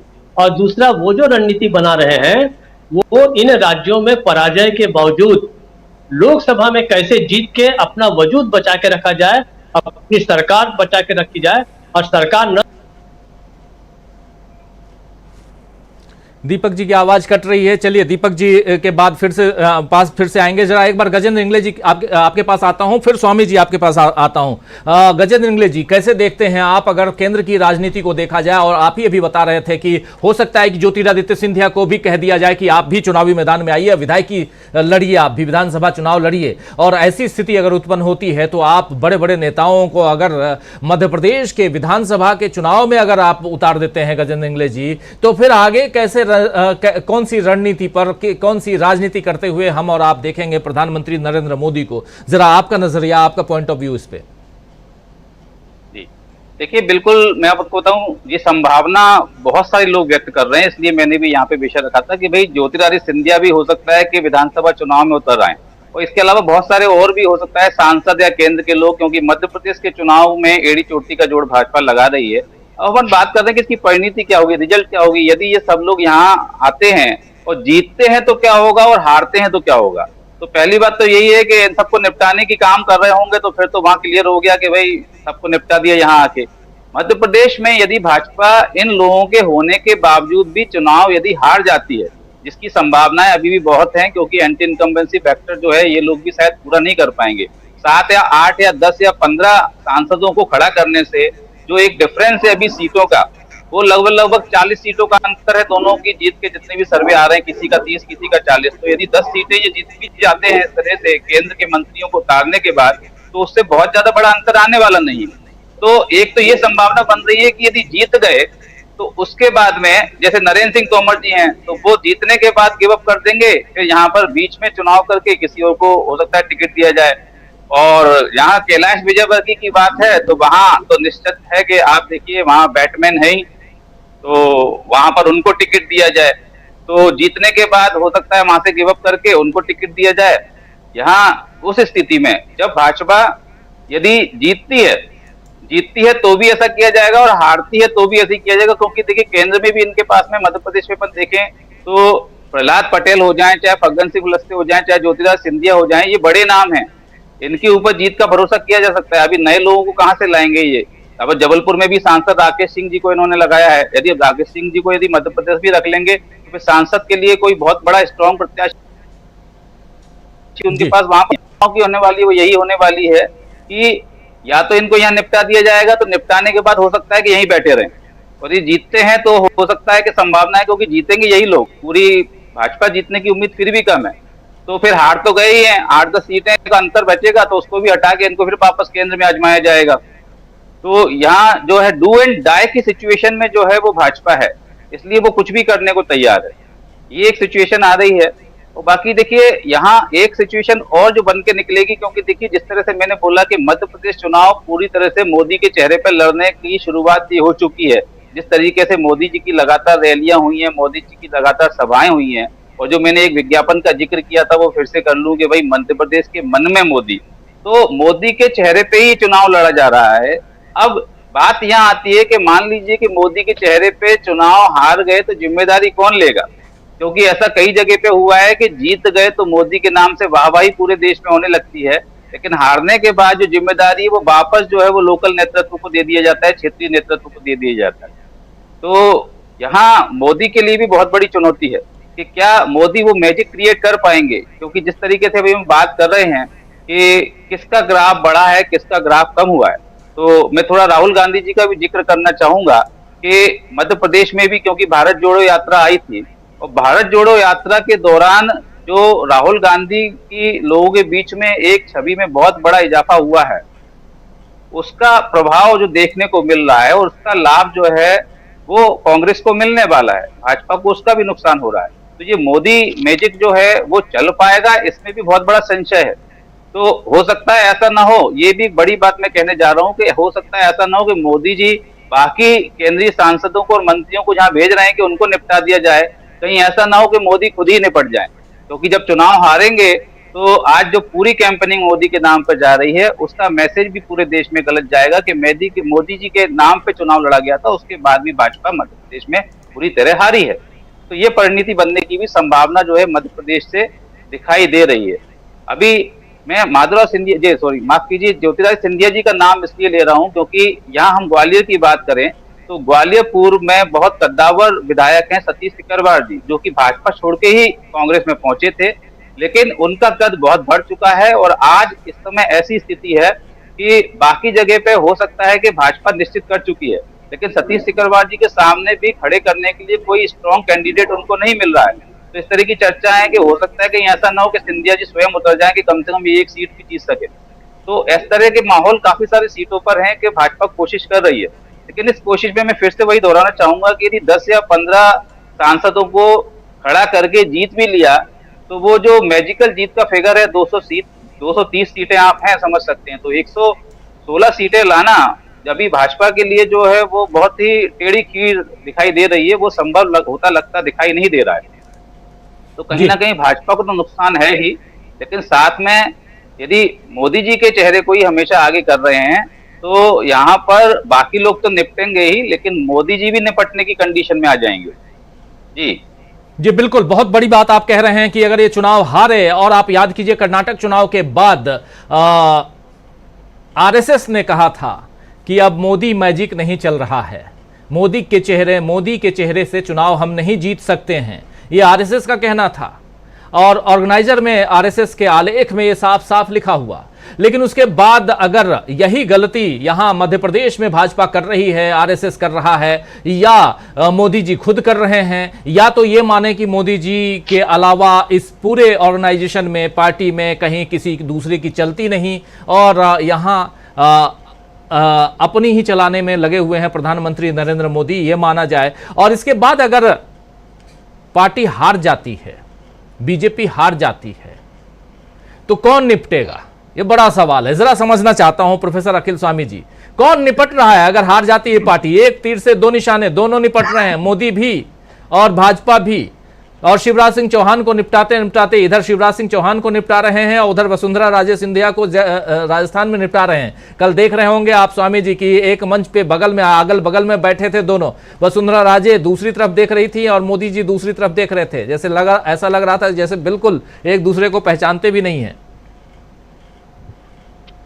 देखिए राजीव जी, मेरा निवेदन यह है कि अगर शब्द को उपयोग में ना लाया जाए, देखिए मैंने ये देखा है पिछले 9 साल के अंदर अगर देश के युवाओं में इतनी जागृति नहीं आई है कि देश का युवा ये देख रहा है कि सरकारी नौकरियां नहीं भरी जा रही, अगर देश का युवा ये देख रहा है कि पीएसयूज को प्राइवेटाइज किया जा रहा है, हॉस्पिटल्स को और स्कूल्स को, एजुकेशन इंस्टीट्यूशन को प्राइवेटाइज किया जा रहा है और उसे नौकरी मिलने की कोई संभावना नहीं है, अगर देश का गरीब और मध्यम वर्ग ये देख रहा है कि उसकी सारी संपत्ति को जीएसटी बढ़ा के उसकी आमदनी को कम किया जा रहा है और बिचौलिए जो हैं वो सारा लाभ उठा रहे हैं और कुछ चंद पूंजीपतियों के लाखों करोड़ रुपए माफ करके सारा लाभ पूंजीपतियों को दिया जा रहा है, तो ये स्थिति है। और इस स्थिति के बावजूद अगर शब्द का उपयोग करते हैं तो मेरे ख्याल से उचित नहीं है।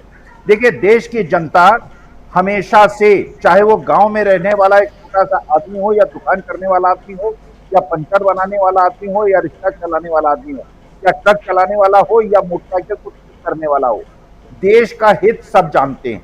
और ये जो एक लहर थी भाई भाई को लड़ाकर जिस प्रकार से अंग्रेजों ने किया था और बाकी विदेशियों ने हमारे देश के साथ किया था, जो सिद्धांत यहां लागू किया गया, अब जनता ये समझ गई है कि भाई भाई अगर लड़ेंगे देश कमजोर होगा, उनकी पॉकेट खाली होती रहेगी, उनके बच्चों को नौकरियां नहीं मिलेंगी, घर में दो समय का खाना नहीं बनेगा। तो अगर शब्द का प्रयोग नहीं हो, मैं ये मानता हूं कि अब चाहे विधानसभा के चुनाव हो या लोकसभा के चुनाव हो, इंडिया जैसी भावना देश के सारे प्रदेशों को जोड़ने वाली भावना ही जीतेगी और कोई संभावना नहीं है। अभी ये ओवैसी साहब को भी मध्य प्रदेश से चुनाव लड़वा दें, जो अभी तक सीधे सीधे भारतीय जनता पार्टी का समर्थन नहीं करते, लेकिन हैदराबाद से लड़ने के लिए राहुल गांधी को न्योता देते हैं, मेरे खिलाफ आके हैदराबाद से लड़ लो। बीजेपी के नेता को वो नहीं अपना न्योता देते। इसका मतलब ये है जो छिपे हुए लोग हैं, जो कि मित्र मंडली है आपकी, जो कि इंडिया अलायंस को जिताने हराने की कोशिश करेगी, हो सकता है उनको भी आप मध्य प्रदेश और छत्तीसगढ़ में विधानसभा के चुनाव लड़वा दें। लेकिन जनता ने मेरे ख्याल से, क्योंकि मैं एक शिक्षक हूं, हजारों लाखों बच्चों से मेरा संपर्क रहता है, युवा सबसे ज्यादा निराश है। जो युवा जिसने बीजेपी को जिताया था, आज के तारीख में चाहे लोकसभा का चुनाव हो, विधानसभा का चुनाव हो, अभी तो ईडी और सीबीआई का डंडा है, वो भी थोड़ा हल्का पड़ गया है, क्योंकि सुप्रीम कोर्ट ने जो इनके मित्र महोदय थे उनको हटा दिया है। अभी वो स्थिति नहीं है। मुझे ऐसा लगता है कि चुनाव घोषित हो जाने दीजिए लोकसभा के, आधे लोग बीजेपी छोड़ के इंडिया अलायंस में आ जाएंगे और उसके बाद ये स्थिति होगी जो मैं बार बार रिपीट कर रहा हूं कि होने वाली है। जी बिल्कुल। डॉक्टर दीपक पाचपोर जी, आपकी आवाज कट गई थी, जरा अपनी बात रखिए, और जो स्वामी जी और गजेंद्र इंगले जी जो बात कह रहे हैं, जरा उस पर आपका विश्लेषण चाहता हूं कि कैसे देखा जाए, क्योंकि एक बहुत मजेदार अभी जो हम लोग चर्चा कर रहे हैं ब्रेकिंग में, हालांकि खबरें लेकर हम आते हैं और इन खबरों पर विश्लेषण करते हैं, और सबसे बड़ी खबर हम मध्य प्रदेश की लेकर के आए हुए हैं। और कल रात को देर रात जो लिस्ट आई, हम लोग जब अपने प्रोग्राम को समाप्त करने जा रहे थे उस समय, और उस लिस्ट में जो 7 चेहरे आए हैं बहुत मजेदार हैं, उस पर चर्चा कर रहे हैं। मध्य प्रदेश की बात कर रहा हूँ। क्या भाजपा ने पहले ही, क्योंकि उस लिस्ट को देख लीजिए तो साफ लगता है कि शायद पहले ही हार मान ली है, अब इन लोगों को उतार दो। देखिए, जब आपके प्यादे नहीं चल पाते तो आप चेस के, अपने यहाँ का खेल है वो चेस, शतरंज, और उसमें आप देखिए जब प्यादे काम नहीं करते हैं तो फिर हाथी, घोड़ा, मंत्री ये आगे बढ़ता है। तो क्या यह वही हो रहा है? आप अपने मंत्रियों को आगे बढ़ा रहे हैं, यानी कि आपको अपने प्यादों पर अब भरोसा नहीं रहा, साफ माना जाए। और सियासत भी कहीं ना कहीं वही चेस के गेम की तरह है, 64 महाभारत काल से। इसलिए भी समझना चाहता हूं डॉक्टर दीपक पाचपोर जी कि कैसे देखते हैं आप जो बातें यहां हमारे दोनों वरिष्ठ साथियों ने रखी हैं, डॉक्टर प्रोफेसर अखिल स्वामी जी ने और गजेंद्र इंगले जी ने। बहुत पते की बात दोनों कह रहे हैं, और ऐसे में तो आने वाला जो समय है और आने वाले दोनों चुनाव, विधानसभा के चुनाव और लोकसभा के चुनाव, दोनों मजेदार होने वाले हैं। ज्योतिरादित्य सिंधिया, उमा भारती, नरेंद्र तोमर को आपने उतारा, कुलस्ते को उतारा, आपने पटेल को उतारा, ये सब जो हैं ये क्या मोदी जी के साथी कहलाएंगे कल को? जी राजीव जी, तब वीडियो बंद हो गया इसलिए कुछ बातें मैं कह नहीं पाया। मुझे ऐसा लगता है कि मोदी जी जो ये योजना बना रहे हैं, वो योजना 2 चीजों को तो मान के चल रहे हैं। पहली बात ये कि ये सारे राज्य जो है वो हारने जा रहे हैं, लेकिन हारने के बावजूद 2024 का चुनाव कैसे जीत लिया जाए। देखिए, मोदी जी और अमित शाह की दिलचस्पी जो है वो केवल 2 चीजों से, एक लोकसभा का चुनाव जीतना और दूसरा गुजरात अपने पास बचाए रखना। इसके लिए वो किसी भी हद तक जाएंगे। इसके लिए बहुत आवश्यक है कि उनके पास जो ऐसा वर्कफोर्स हो, ऐसे उनके समर्थक हो, ऐसे उनके अनुयायी हो जो उनके कहे पर चले। जितने भी स्टालवार्ट्स हम कहते हैं अलग अलग राज्यों में, वहां भेज दिए जाएंगे, इसलिए कि आप आपस में संघर्ष करते रहिए। अगर मान लीजिए, बहुत दूर की कौड़ी है कि मान लीजिए कि मध्य प्रदेश में बीजेपी जीत जाती है, तो एक ऐसा भीषण वहां पर सत्ता संघर्ष होगा, वो मुख्यमंत्री पद के लिए होगा। हालांकि उसके बहुत कम उपाय रह गए, उसके बहुत ही कम मतलब चांसेस रह गए हैं, लेकिन मोदी के पास ये कहने के लिए बात हो जाएगी, भाई देखिए, मैंने तो अपने सबसे अच्छे जो प्यादे थे वहां पे उतार दिए थे, अपने सबसे बड़े जो सिपह सालार थे वहां उतार दिए, लेकिन शिवराज सिंह चौहान का काम ही इतना खराब था कि लोगों ने एक्सेप्ट नहीं किया। मेरा ऐसा मानना है कि मोदी धीरे धीरे अपनी खुद की भारतीय जनता पार्टी बना रहे हैं। वो ऐसी पार्टी होगी जिसमें सारे के सारे बौने रहेंगे, अकेले बड़ा कद जो रहेगा वो केवल मोदी और शाह का रहेगा। किसी भी तरीके से तमाम तरह के जो बड़े चेहरे हैं उन सबको धीरे धीरे उनके राज्यों में भेज दिया जाएगा। मुझे तो लगता है कि ये अच्छा हुआ कि लोकसभा चुनाव के पहले उत्तर प्रदेश और महाराष्ट्र में चुनाव नहीं है, वरना शायद हम देखते कि गडकरी को भी वहां पे विधानसभा का चुनाव लड़ने वापस नागपुर भेज दिया जाता, या राजनाथ सिंह को कहा जाता कि जाइए लखनऊ में चुनाव लड़िए। धीरे धीरे अपने पास के बड़े चेहरे जो है वो मोदी जो है हटा देंगे, क्योंकि आगे जाकर वो पूरा का पूरा भारतीय जनता पार्टी को अपनी तरह का बनाना चाहते हैं। वे बिल्कुल नहीं चाहेंगे कि तमाम बड़े कोई भी उन्हें किसी भी तरीके की चुनौती देने वाला कोई भी व्यक्ति वहां पर रह जाए। 75 साल वाली जो एम्बार्गो जो है, जो डेडलाइन है, वो भी नजदीक आ रही है उनके उम्र की। तो चाहते हैं कि वो शर्त भी तभी खत्म होगी जब उनके अपने लोग होंगे, 100% उनके अपने लोग होंगे। निश्चित रूप से अभी भी उन्होंने काफी बड़े पैमाने पर इस पर कब्जा कर रखा है, भारतीय जनता पार्टी पर भी कर दिया। यहाँ तक कि मैं बार बार बोलता हूँ कि राष्ट्रीय स्वयंसेवक संघ भी अब जो है वो उन्हीं की जेब में है। राष्ट्रीय स्वयंसेवक की बहुत ज्यादा कुछ चलती नहीं है, वरना आप बताइए कि जब उसमें मुखपत्र ऑर्गेनाइजर में लिख दिया गया कि मोदी के चेहरे पर अगला चुनाव नहीं लड़ा जा सकता, तो क्यों नहीं अगले चेहरे की खोज चालू हो गई। मुझे ऐसा लगता है कि जो भी उनके रास्ते में आएगा, मोदी जी के रास्ते में आएगा, प्रधानमंत्री पद के रास्ते पे आएगा, उसको निपटा देंगे। फिर वो ये नहीं देखेंगे कि वो भारतीय जनता पार्टी है या उनकी सरकार है या उनकी मातृ संस्था आरएसएस है। तो वो एक नई भारतीय जनता पार्टी बनाने की ओर है। लेकिन हाँ, कठिन है राह, इसमें कोई शक नहीं, क्योंकि होता यह है कि दुनिया में बड़े से बड़ा व्यक्ति जब निरंकुश बनता है तो हो सकता है कि बाहरी लोग उनकी सत्ता को स्वीकार कर लें, लेकिन उन्हें चुनौती मिलती है अंदरूनी ताकत से ही मिलती है। जो उनके अंदर के जो दूसरे लोग होते हैं, बड़े चेहरे होते हैं, बड़े नाम होते हैं, आखिरकार सभी लोग एक वक्त आएगा सोचेंगे कि भाई आखिर कब तक हम इसी व्यक्ति को प्रधानमंत्री बनाए, हमारा नंबर कब आएगा। तो असली सत्ता संघर्ष जो है इन चुनाव में पराजय के बाद, अगर पराजय होती है, और जिसके पूरे के पूरे चांस दिख रहे हैं, लेकिन हम कह नहीं सकते 100% हम शर्तिया तौर पे नहीं कह सकते, लेकिन जिसके कि पूरे के पूरे आसार नजर आ रहे हैं, भारतीय जनता पार्टी इन 3 राज्यों में अगर पराजय होती है तो उसके बाद ये जो जिस सत्ता संघर्ष के लिए ये अपने बड़े नामों को मध्य प्रदेश वापस भेज रहे हैं या छत्तीसगढ़ भेज रहे हैं या कहीं और भी भेज रहे हैं, वो सत्ता संघर्ष केंद्र में शुरू हो सकता है और मोदी की जो मुसीबतें हैं वो और बढ़ सकती हैं। इसलिए सबसे अच्छा होता है एक समावेशी राजनीति होती है, जिसको मोदी भूल गए हैं। उन्हें अपने सारे स्टालवार्ट्स को, बड़े चेहरों को साथ लेके बैठना चाहिए।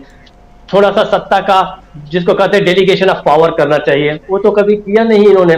तो निश्चित रूप से पराजय के बाद ये लोग जो हैं, ये सारे के सारे मंत्री और भी क्षुब्ध होंगे और भी व्यथित होंगे और कहीं ज्यादा आक्रामक हो जाएंगे मोदी की ओर, अमित शाह की ओर। आप देखिए गुजरात में बड़े पैमाने पे इन्होंने विधायकों और मंत्रियों के टिकट काटे थे, लेकिन वो ये नहीं जानते कि गुजरात की बात दूसरी है और इन राज्यों की बात दूसरी है।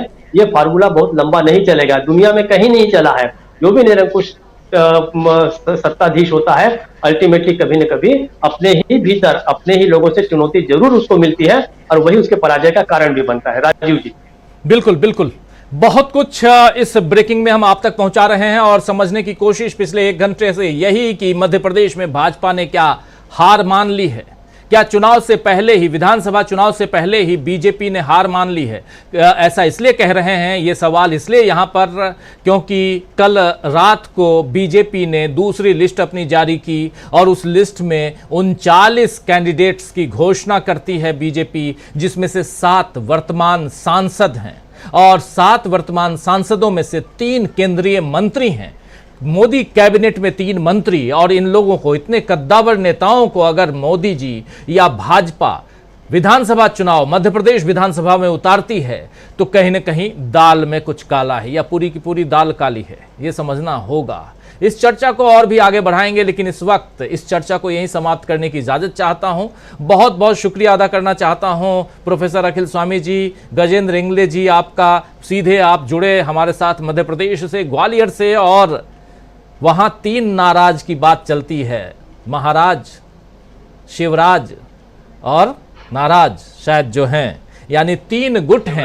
महाराज यानी शिवराज, यानी सिंधिया का गुट, दूसरा शिवराज सिंह चौहान का गुट और एक नाराजियों का गुट, जो नाराज हैं। इन 3 गुटों से लड़ते लड़ते बीजेपी जो है एक और नया गुट बनाने जा रही है, जिसमें शायद ये जितने सांसद हैं उनका एक गुट न बन जाए।